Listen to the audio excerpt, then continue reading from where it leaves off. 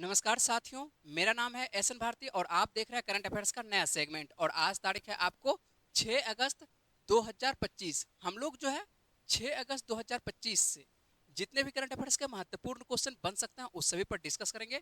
PDF आप हमारे Telegram channel से डाउनलोड कर सकते हैं, जिसका लिंक मैंने इस वीडियो के डिस्क्रिप्शन बॉक्स में दे दिया है। तो आप इस लिंक पर जाकर टेलीग्राम से अपनी पढ़ाई कर सकते हैं। ठीक है, चलते हैं, हम लोग स्टार्ट कर लेते हैं पहले क्वेश्चन से और बातचीत करते हैं पहले क्वेश्चन से।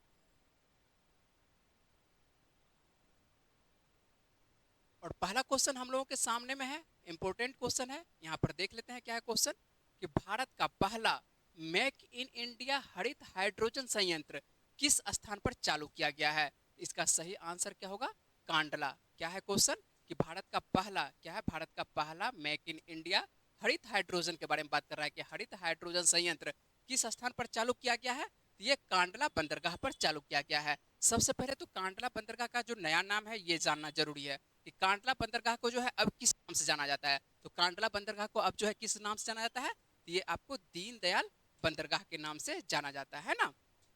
ये आपको गुजरात में देखने को मिलता है और गुजरात का जो कांडला बंदरगाह है उसका नया नाम परिवर्तन कर दिया गया है, दीनदयाल बंदरगाह कर दिया गया है।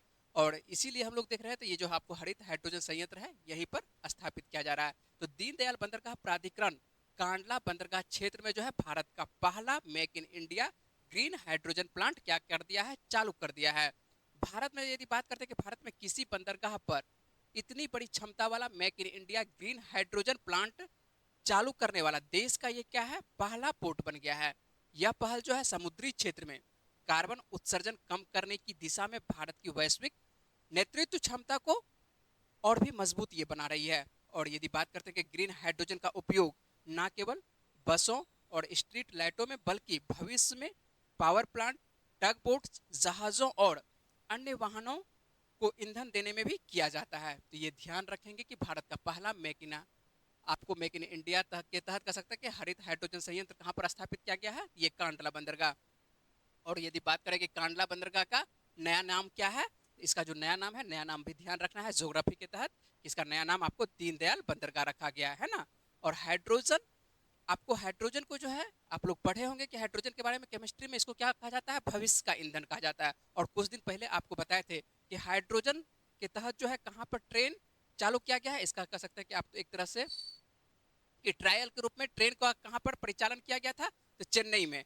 और यदि बात करें कि बस का मान चलिए कि परिचालन कहाँ पर किया गया था, तो आपको दिल्ली में किया गया था। तो इस तरह से देख रहे हैं कि आने वाले दिनों में जो है आपको हाइड्रोजन से चलता हुआ क्या दिखाई पड़ रहा है, आपको जो भी कह सकते हैं कि आप बस कह सकते हैं या बोट कह सकते हैं, या आपको आने वाले दिनों में तो ट्रेन भी चलेगा, क्योंकि ट्रेन का भी जो है ट्रायल हो चुका है। ये आपको कुछ दिन पहले ही प्रश्न करवाए थे कि चेन्नई में जो है आपको हाइड्रोजन से चलने वाली ट्रेन का ट्रायल हो चुका है।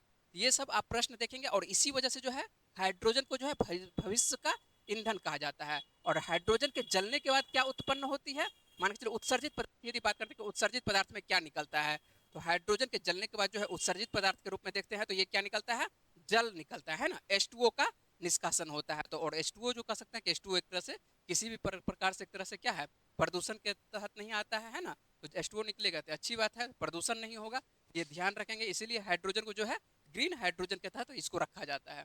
समझ रहे होंगे बात को। और इसका प्लांट जो है कहाँ पर लगाया गया, किस बंदरगाह पर, तो इसको ध्यान रखेंगे कि कांडला बंदरगाह, जो कि आपको गुजरात में देखने को मिल रहा है। चलते हैं अगले प्रश्न पर। और अगला प्रश्न देख लेते हैं क्या है, ये आपको अंतर्राष्ट्रीय से संबंधित है। क्या है कि इजराइल के साथ, है ना, क्या है बात, कि इजराइल के साथ सभी हथियारों के व्यापार पर प्रतिबंध लगाने वाला यूरोपीय संघ का पहला देश कौन बन गया है। ये कौन सा देश बना है, स्लोवेनिया बना है। ये जो स्लोवेनिया आपको दिखाई पड़ रहा है, यूरोप का जो एक देश दिखाई पड़ रहा है, ये इजराइल के साथ सभी हथियारों के व्यापार पर क्या कर दिया है, प्रतिबंध लगाने वाला यूरोपीय संघ का ये पहला देश बन गया है।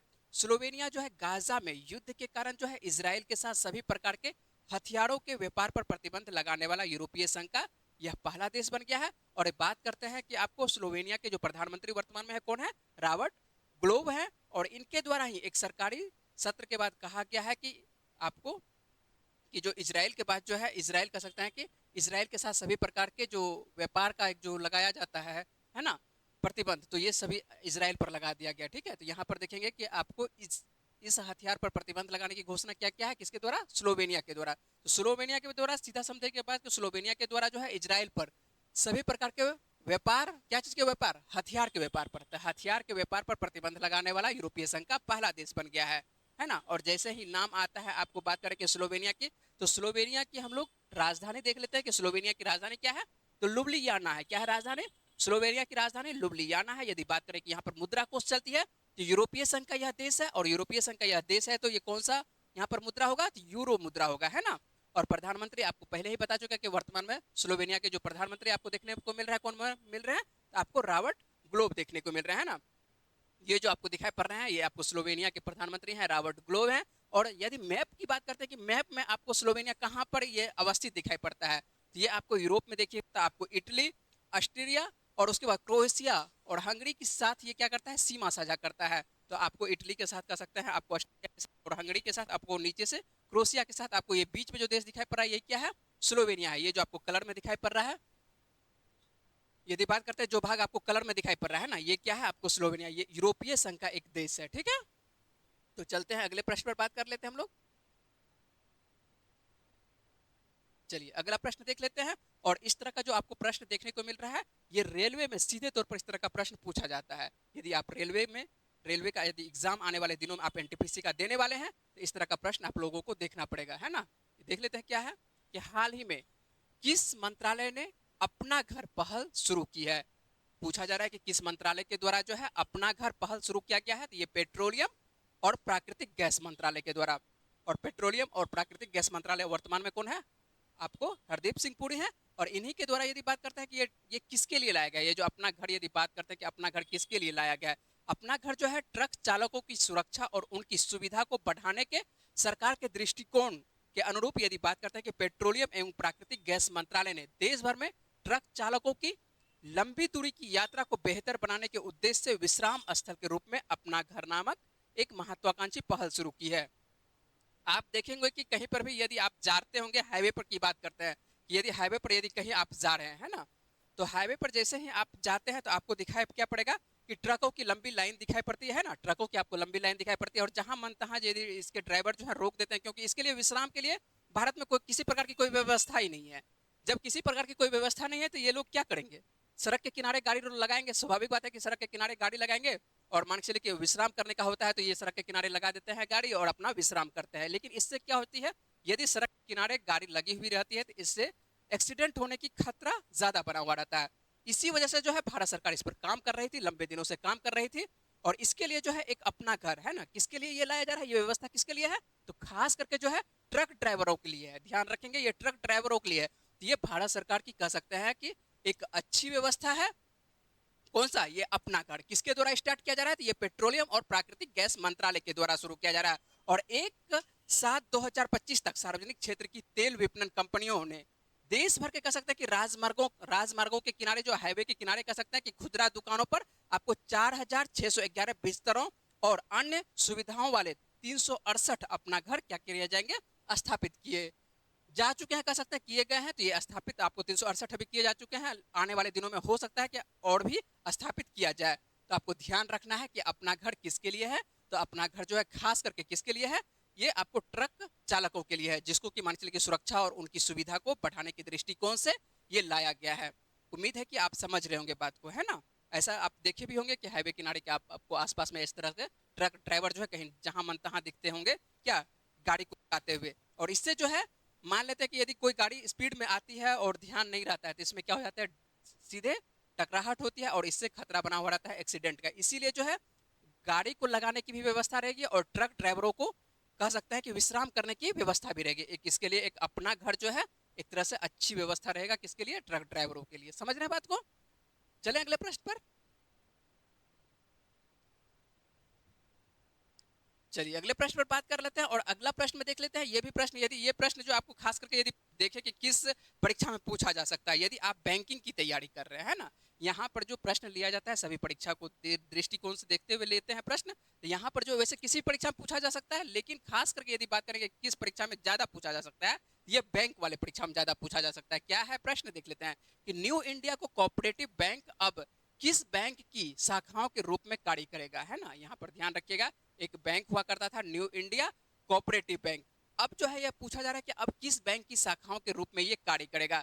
तो सारस्वत, ध्यान दीजिएगा अच्छे से, यहाँ पर ध्यान रखना है कि शाश्वत नहीं लिखा हुआ है, क्या है, सारस्वत है, सारस्वत कोऑपरेटिव बैंक के रूप में भारत के कह सकते हैं कि सहकारी बैंकिंग क्षेत्र के लिए एक महत्वपूर्ण कदम के रूप में कह सकते हैं कि भारतीय रिजर्व बैंक के द्वारा न्यू इंडिया कोऑपरेटिव बैंक और देश के सबसे बड़े शहरी सहकारी सारस्वत को कोऑपरेटिव बैंक में क्या कर दिया गया है, विलय को मंजूरी दे दी गई है। तो न्यू इंडिया बैंक जो है अब किसमें इसका विलय कर रहा है, तो इसका जो है सारस्वत कोऑपरेटिव बैंक में क्या किया जा रहा है, विलय कर दिया जा रहा है। और यह विलय जो है आधिकारिक तौर पर 4 अगस्त 2025 से क्या हो चुका है, यह प्रभावी हो चुका है। तो ये ध्यान रखिएगा, 4 अगस्त 2025 से क्या हो चुका है, ये प्रभावी हो चुका है।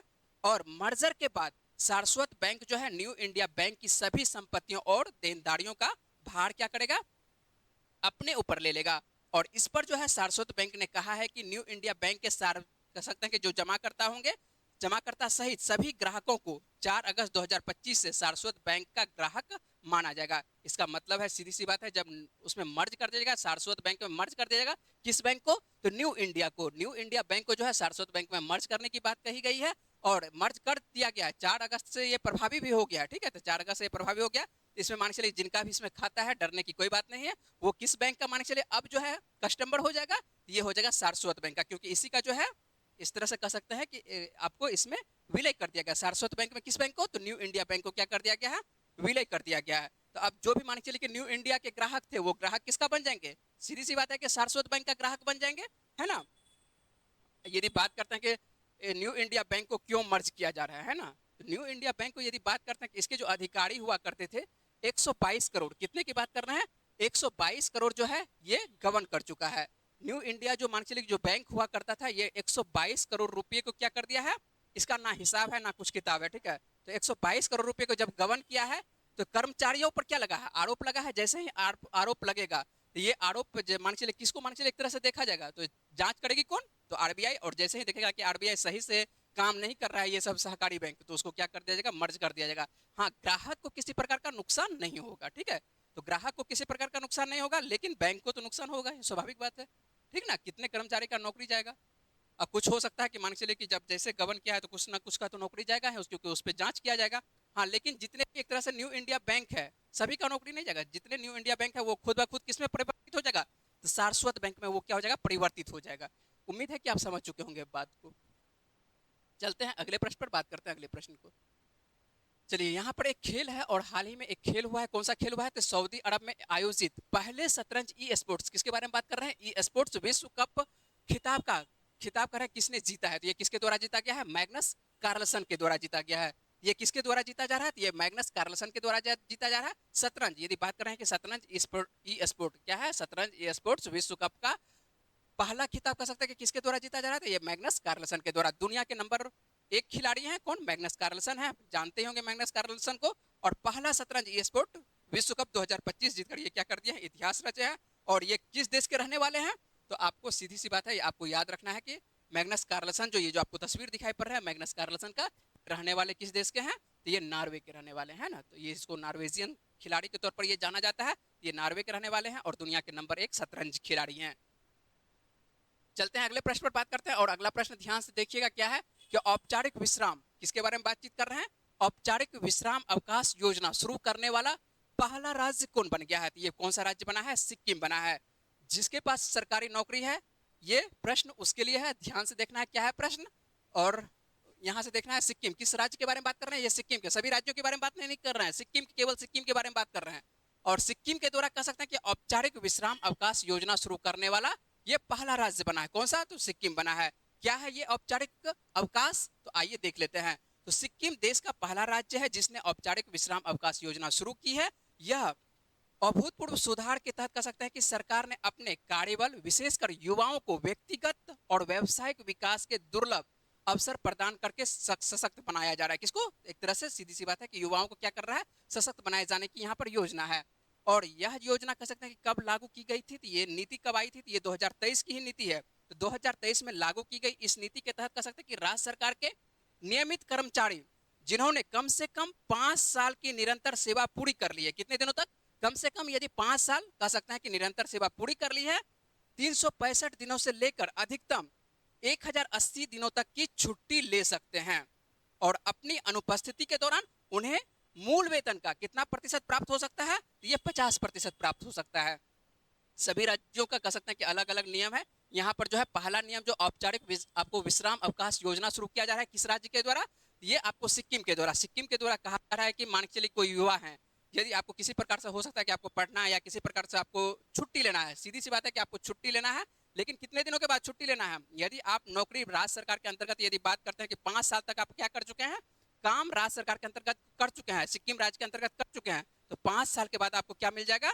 आप जितने दिन तक का छुट्टी ले सकते हैं, या तो 365 दिन से लेकर आप कितने दिनों तक का, 1080 दिनों तक का क्या ले सकते हैं? छुट्टी ले सकते हैं। और इस अनुपस्थिति में आपका जो है मूल वेतन नहीं काटा जाएगा। मूल वेतन का सीधी सी बात है आपको कितना मिल जाएगा?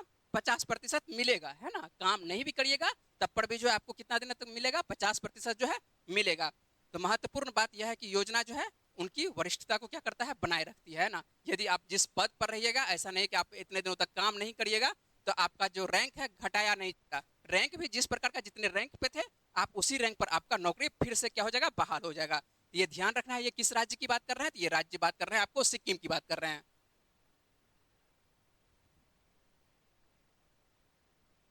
चले अगले प्रश्न पर। उम्मीद है कि आप समझ रहे होंगे बात को, है ना। और आप इस तरह से तैयार रखेंगे, अपना करंट अफेयर्स का कॉपी एक बनाएंगे और कॉपी में क्या करेंगे? सभी प्रश्न को अच्छे से नोट करके रखेंगे। जब तक आप नोट करके रखिएगा नहीं तो आप जैसे वीडियो को देखिएगा वैसे आप फिर से भूल जाइएगा। तो आपको प्रश्न को अच्छे से नोट करके रखना है, ठीक है। चले देखते हैं, बात करते हैं अगले प्रश्न पर। भारत के अंतरिक्ष नायक शुभांशु शुक्ला, है ना। शुभांशु शुक्ला के बारे में आप लोग सभी जान रहे हैं, इसके बारे में बहुत सारा प्रश्न करवा चुके हैं। तो ये क्यों मान चलिए अभी हाईलाइट में क्यों आए हैं, तो आइए देख लेते हैं कि भारत के अंतरिक्ष नायक जो आपको दिखाई पड़ रहे हैं शुभांशु शुक्ला के सम्मान में किस शहर में एक नई सड़क का नामकरण किया जाएगा? ये कहां पर नामकरण इसके नाम से किया जाएगा? ये लखनऊ में किया जाएगा। उत्तर प्रदेश की राजधानी लखनऊ में यदि बात करते हैं कि भारतीय अंतरिक्ष यात्री ग्रुप कैप्टन जो शुभांशु शुक्ला थे, है ना, शुक्र जो शुक्ला है कह सकते हैं है ना, भारतीय अंतरिक्ष यात्री जो ग्रुप कैप्टन आपको शुभांशु शुक्ला है, इनके सम्मान में कह सकते हैं कि एक सड़क का निर्माण किया जाएगा और इस सड़क का नाम जो है शुभांशु शुक्ला मार्ग रखा जाएगा। क्या नाम रखा जाएगा? तो शुभांशु शुक्ला मार्ग रखा जाएगा, जो लखनऊ के त्रिवेणी नगर में उनके पैतृक आवास तक जाएगी। ये गांव आपको जो दिखने को मिल रहा है ये लखनऊ से लेके कहां तक जाएगी? तो उनके पैतृक गांव कहां है? त्रिवेणी नगर जो है यहां तक आपको जाएगी। तो आपको ध्यान रखना है कि लखनऊ में किनके नाम से रखा जा रहा है? तो शुभांशु शुक्ला के नाम पर ये गांव का नाम रखा जाएगा। और शुभांशु शुक्ला जो है हाल फिलहाल में मान के चलिए भारतीय अंतरिक्ष, ये भारतीय हैं और क्या कहते हैं अंतरिक्ष यात्री ग्रुप कैप्टन शुभांशु शुक्ला। आपको इनके बारे में बहुत सारा प्रश्न करवा चुके हैं बहुत पहले ही, है ना।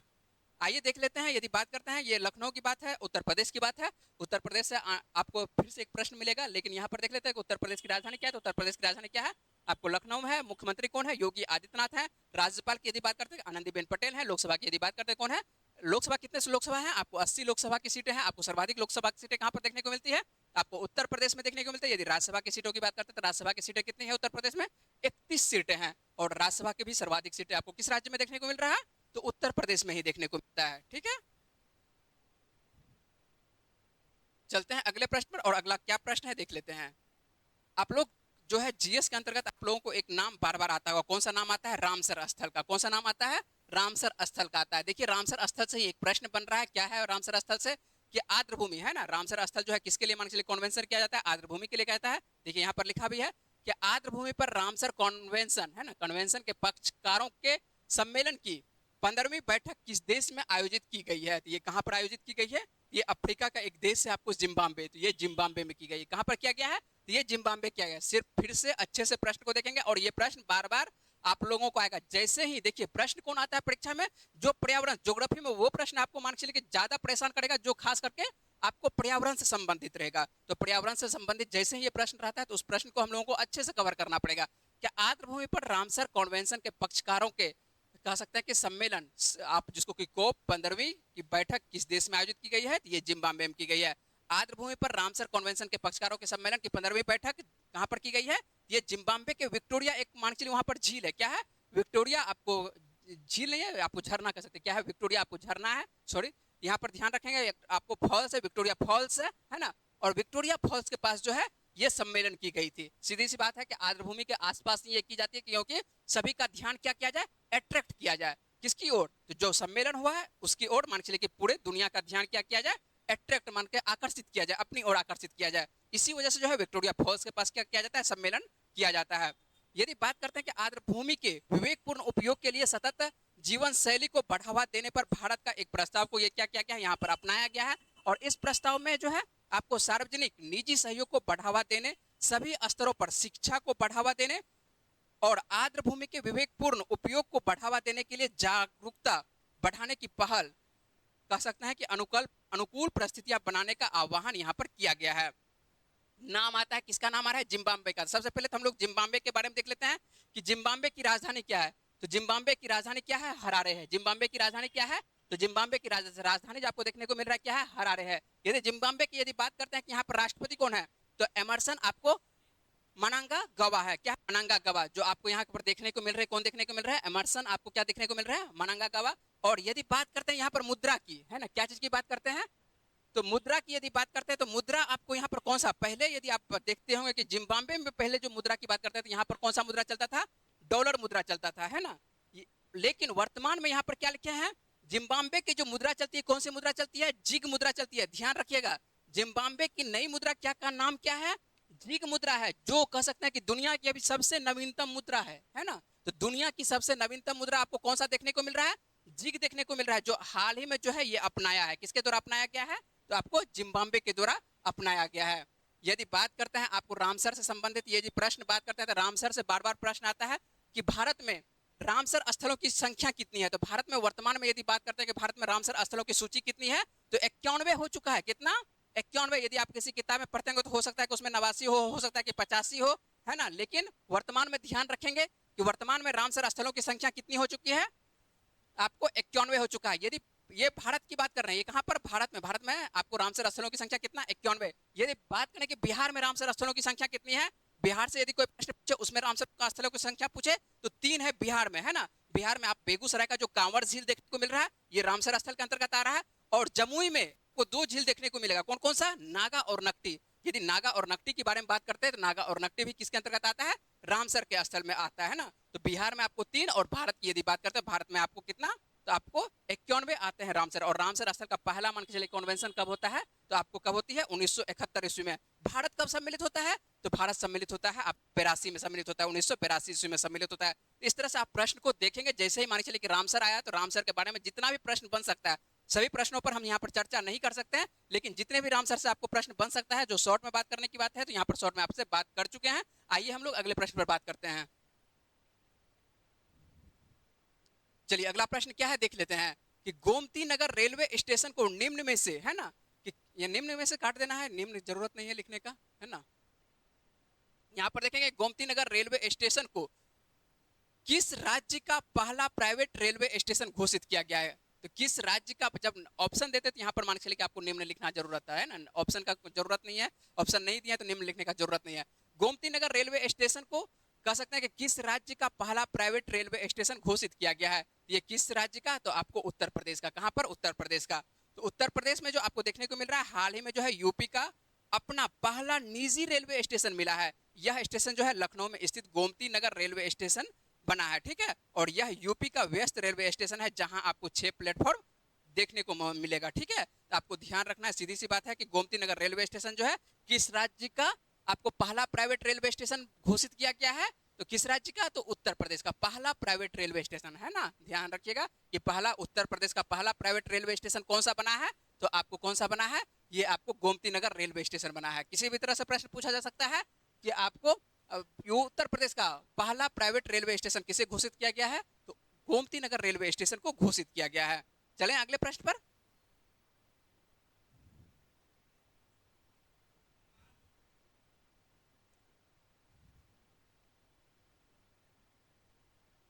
चलिए यहाँ तक हम लोग प्रश्न रखते हैं। आज का जो है करंट अफेयर्स यहीं तक रखते हैं। यदि बात करते हैं हम लोग कुछ रिवीजन प्रश्न देख लेते हैं कि रिवीजन के अंतर्गत हम लोग अंतिम में देख लेते हैं कि जो जुलाई माह का कुछ प्रश्न देख लेते हैं। बार बार अंतिम में क्या करते हैं हम लोग, जब तक मान के चलिए कि आगे बढ़ रहे हैं, कुछ न कुछ आपको जुलाई का प्रश्न का रिवीजन करवाते रह रहे हैं, जिससे क्या होगा कि जुलाई का बार बार जब प्रश्न आएगा तो आपको याद होगा। जैसे आगे बढ़ते हैं तो पीछे वाला प्रश्न को बार बार क्या करेंगे हम लोग? रिवीजन करेंगे। समझ रहे हैं बात को?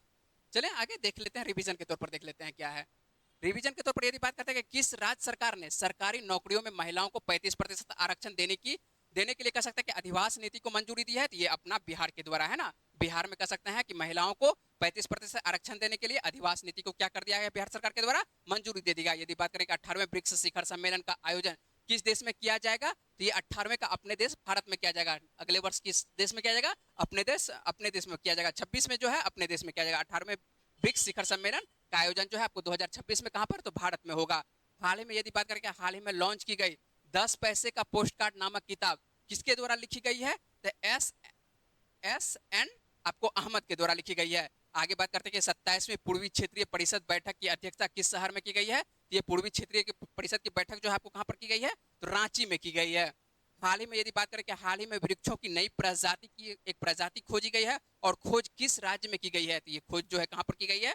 तो असम में की गई है। इस सब के बारे में पूरे विस्तार से आपको बता चुके हैं। आपको किस माह में? तो आपको बताए हैं आपको जुलाई माह में, है ना। चलिए यहाँ पर इसलिए शॉर्ट में बात कर रहे हैं कि भारत के पहले स्वदेशी डाइविंग, यहाँ पर जो है आपको स्वदेशी डाइविंग सहायता जहाज का क्या नाम है जिसे हाल ही में लॉन्च किया गया है? तो इसका नाम है INS निस्तार नाम है। हाल ही में बात करेंगे किस राज्य सरकार ने गज मित्र योजना शुरू की है? तो गज मित्र योजना जो है आपको किस राज्य में? तो असम में शुरू किया गया है।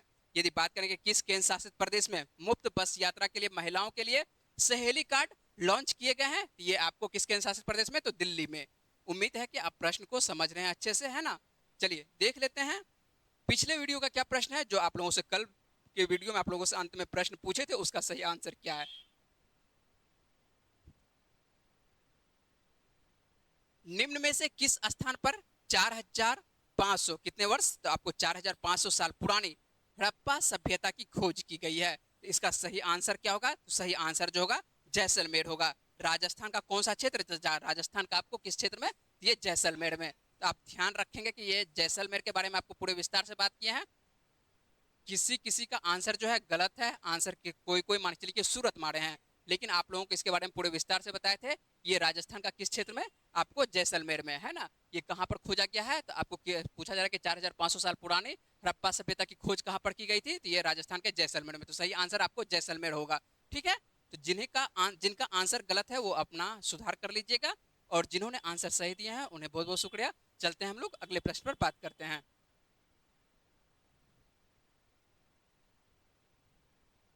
और आज का प्रश्न देख लेते हैं कि आज का प्रश्न क्या है। हाल ही में किस राज्य ने हेरिटेज खेलों पर प्रतिबंध हटाने की घोषणा की है? यहाँ पर बात कर रही है कि हेरिटेज जो जो पहले कह सकते हैं कि ये आपको खेल चलती थी, लेकिन वर्तमान में क्या कर दिया गया था? इसको प्रतिबंध लगा दिया गया था। लेकिन फिर से जो है इस पे जो है फिर से बहाल इस खेल को, हेरिटेज खेल को क्या कह सकते हैं? जैसे कि आप कह सकते हैं कि बैल दौड़, कुत्ता दौड़, है ना। इसमें जो है मान के चलिए कि जो छोटे छोटे एक तरह से जिसमें कि जानवरों का प्रयोग किया जाता है, और हेरिटेज खेल में क्या है? जानवरों का अपने साथ साथ क्या जानवरों का भी प्रयोग किया जाता है। और इस खेल को फिर से किस राज्य में बहाल करने की घोषणा की गई है? तो इसका आंसर, सही आंसर क्या है? आपको देना है जवाब। कहां पर देना है आपको? अपना जिस भी चैनल पर देख रहे हैं उस चैनल के आपको कमेंट बॉक्स में जाना है। अपने कमेंट बॉक्स में आपको क्या करना है? इसका सही जवाब लिखने की कोशिश करना है। आप जितना भी इस प्रश्न के बारे में जानते हैं उतना आप इस प्रश्न को लिखने की कोशिश करिएगा। जितना आप लिखिएगा उतना आपको क्या होगा? प्रश्न याद होगा, अच्छी तरह से याद होगा। चलिए मिलते हैं आप लोगों से अगले वीडियो में। तब तक के लिए अपना ख्याल रखिए, पढ़ते रहिए। वीडियो में बने रहने के लिए बहुत बहुत शुक्रिया, धन्यवाद।